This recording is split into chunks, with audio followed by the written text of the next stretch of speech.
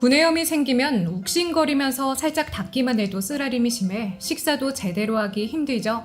또 약을 바르면 눈물이 날 만큼 강한 통증이 밀려오기도 합니다. 평소 구내염이 자주 일어난다면 원인을 이해하고 예방하는 것이 필요합니다. 우선 구내염은 혀, 잇몸, 볼 안쪽 등 입안 점막에 염증이 생기는 질환입니다. 피로가 축적되어 스트레스에 대한 방어력, 면역력이 약해질 때 생기는데요. 여름철 무더위에 몸이 지치면서 잘 나타나기도 하고 또 볼을 씹어서 상처가 나거나 비타민 B군 등 영양소가 결핍될 때 발생되기도 합니다. 구내염은 발병 원인에 따라 크게 세 가지로 나뉘는데요. 아프타성 구내염, 단순 포진성 구내염, 칸디다성 구내염으로 구분합니다. 우선 아프타성 구내염은 세균 감염, 스트레스, 영양 부족 등이 원인으로 지목됩니다. 단순 포진성 구내염은 단순 포진 바이러스로, 그리고 칸디다성 구내염은 곰팡이균인 칸디다가 원인입니다. 우리가 흔히 겪는 건 아프타성 구내염인데요. 점막에 5mm 내외의 하얗고 둥근 염증이 생기는 것이 특징입니다. 또 입안이 따갑거나 화끈거리는 증상과 함께 음식을 먹을 때 통증이 나타납니다. 구내염은 대개 1주에서 3주 이내에 회복되는데요. 만약 3주 이상 증상이 지속되거나 이상 증상이 동반된다면 병원을 찾으셔야 합니다. 특정 부위의 궤양이 3주 이상 지속될 때는 구강암의 가능성도 고려해야 합니다. 이때는 조직 검사가 필요할 수 있으므로 이비인후과에 방문해 진찰을 받아보시는 것이 좋습니다. 그렇다면 구내염을 예방하려면 어떻게 해야 할까요? 그 첫걸음은 바로 건강한 몸 상태를 만드는 것입니다.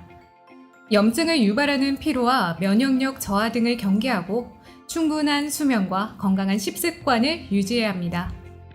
늘 바쁜 하루를 보내는 현대인이 이러한 유발 원인을 다 관리하기란 어렵다는 것이 문제죠.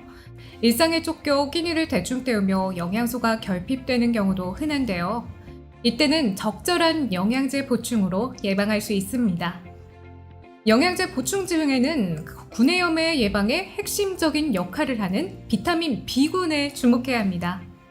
비타민 B군 8종인 B1, B2, B3, B5, B6, B7, B9, B12는 유기적으로 작용하며 체내 에너지 생성, 면역 항체 생성 등 신진대사 활동에 관여합니다.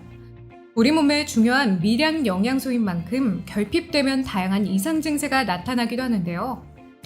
특히 비타민 B2, B6, B12가 부족하면 구내염이 발생하기 쉽습니다.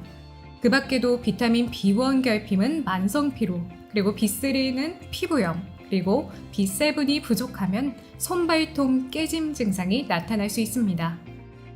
비타민 B군은 체내에서 생성되지 않기 때문에 음식물이나 보충제로 먹어야 하는데요. 영양제는 일일 최적 섭취량을 충족하는 최적 함량 비타민제를 권장합니다. 그 이유는 비타민 B는 수용성 비타민으로 흡수율이 낮기 때문인데요.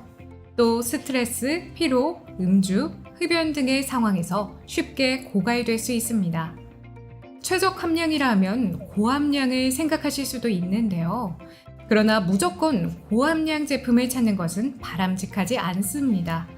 적정선 이상의 비타민 복용은 메스꺼움, 속쓰림 등 위장장애를 유발할 수 있기 때문입니다.